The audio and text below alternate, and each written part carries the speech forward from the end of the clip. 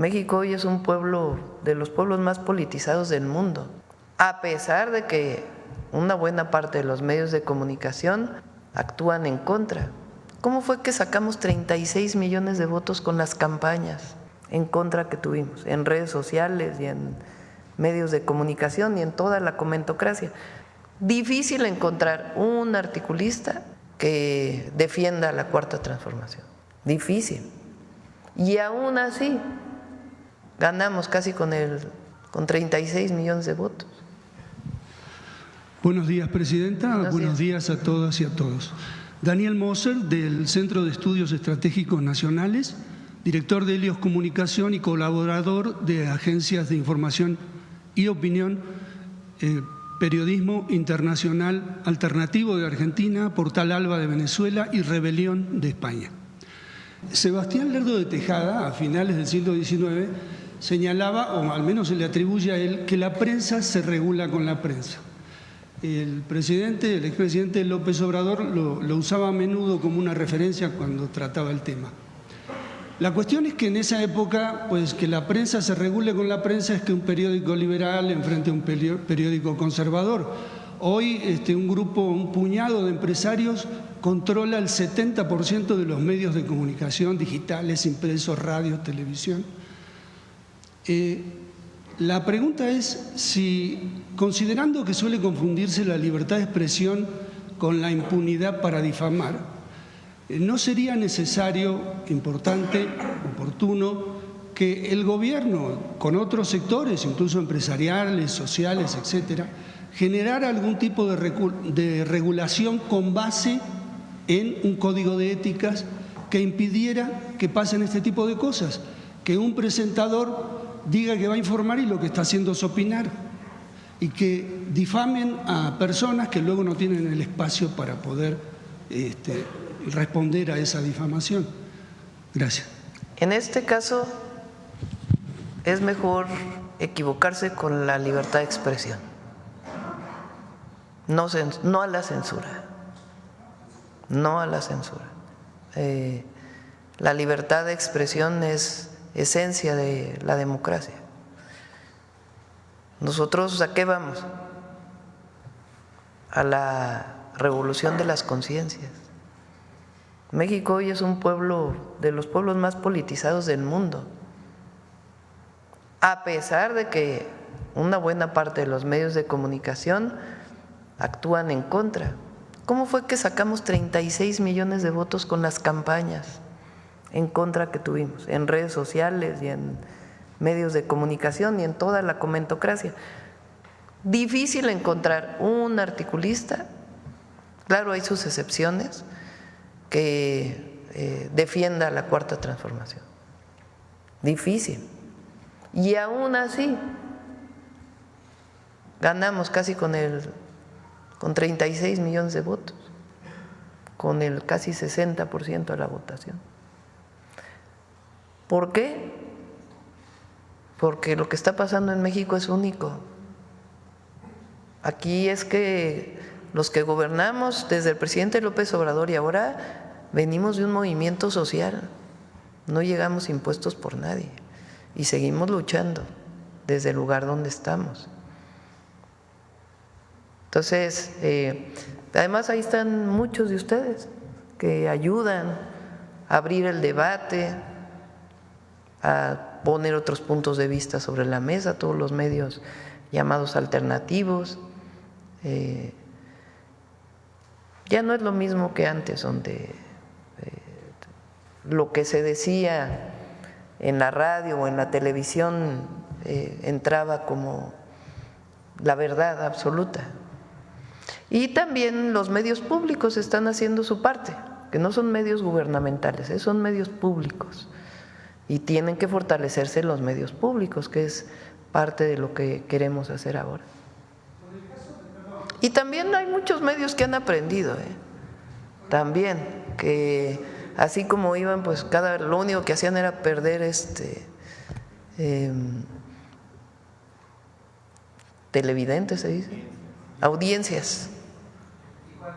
Con el caso de Elon Musk y Trump, me vino a la mente aquello que comentó López Obrador respecto de que un paisano le dijo que así como se separó el poder de la Iglesia del poder del Estado, se separara el poder económico del poder político. ¿Valdría la pena considerar separar también el poder mediático del poder político? El poder mediático, bueno, aquí está separado. La pregunta, Presidenta, es, en atención a estas condiciones en que se está desenvolviendo este pleito a escala global, hay países que se alinean o con Estados Unidos y hay países que se alinean con los BRICS y hay otros países que hacen el esfuerzo, porque no es fácil, de mantenerse al margen y negociar según sus intereses nacionales con quien sea en el momento que sea. La pregunta concreta, Presidenta, es si su gobierno está analizando o analizará crear un grupo multidisciplinario que investigue a fondo las condiciones de este fenómeno que se está dando para saber si México se alinea en un lado o en otro o se mantiene independiente. Gracias. Yo creo que alinear no es precisamente la mejor palabra, ¿no? Porque todos los países, estados somos soberanos, todas las naciones. El asunto aquí es que nosotros desde hace ya muchos años y en particular desde hace… ¿Cuándo se firmó el TEMEC? En 2000. En el 2020, con el nuevo tratado México, Estados Unidos, Canadá. México es socio comercial de Estados Unidos. De hecho, parte de lo que hemos estado planteando es que solo con este tratado comercial y con esta alianza se puede competir con otras regiones del mundo. Es decir, Estados Unidos no puede solo, necesita necesariamente de Canadá y de México. Incluso nosotros hemos estado planteando desde el presidente López Obrador que esto debería de ampliarse a toda América y tener realmente un bloque económico en nuestro continente. Ahora, ¿qué es lo que planteamos con el Plan México? Fíjate, nada más por los datos. México prácticamente duplicó sus exportaciones a Estados Unidos del 2018 al 2024, gracias al tratado. Entonces, es fundamental para nuestros países fortalecer este esquema con soberanía. Por eso digo que alinear no creo que sea la mejor palabra. La soberanía, nosotros somos un país libre, independiente, soberano y somos socios comerciales de Estados Unidos y eso le ha ayudado a Estados Unidos, le ha ayudado a México y también a Canadá. Eso no implica que no tengamos acuerdos comerciales con otros países. Podemos tener, se está trabajando por ejemplo con Europa en el tratado comercial que ya existía porque necesariamente viene su proceso de renovación. Entonces no quiere decir que es el único país, pero sí creemos que ha sido benéfico para nuestro país. Repito, con nuestra soberanía y nuestra independencia. Ahora, ¿qué planteamos nosotros? Que recuperemos también en México la producción de muchos bienes que durante todo el periodo neoliberal se perdieron. Entonces, que si bien tenemos un acuerdo comercial, también tenemos un Plan México para que se recupere en México la producción de cadenas productivas que permitan pues también tener mayor inversión, mejores empleos, mejor remuneración para el pueblo de México a partir de un esquema de planeación territorial de nuestro país basado en dónde están los recursos naturales. Entonces, es la relación con Estados Unidos y Canadá sin cerrarnos a otros lugares del mundo, pero al mismo tiempo fortaleciendo la producción de nuestro país.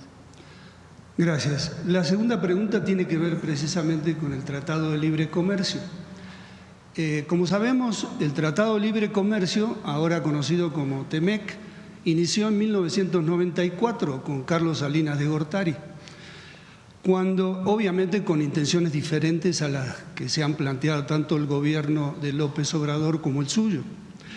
Esto como antecedente. La pregunta concreta que le quiero hacer es si bien puede haber puntos beneficiosos de este acuerdo que viene desde 1994 respecto de los intereses de México y de su pueblo, ¿su gobierno analizará en profundidad o ya analizó los posibles inconvenientes que tiene el tratado respecto de los intereses de México? Es distinto el tratado que se firmó en el 2020 del de 1994.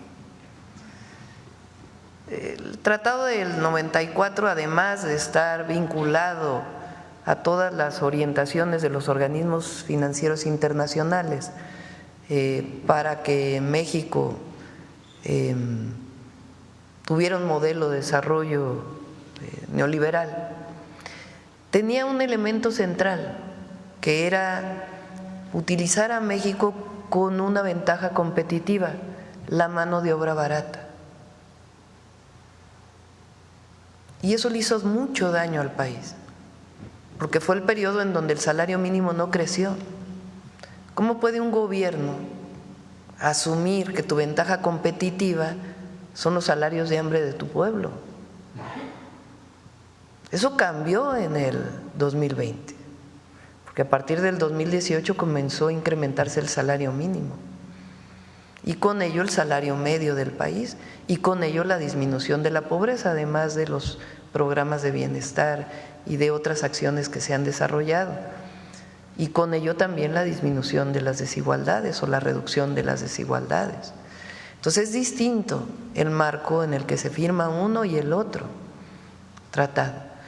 En el 2026 viene una revisión, que es una revisión menor, y nosotros creemos que se va a dar esta revisión en acuerdo con el gobierno de Estados Unidos y de Canadá, porque ha sido benéfico el tratado para los tres países.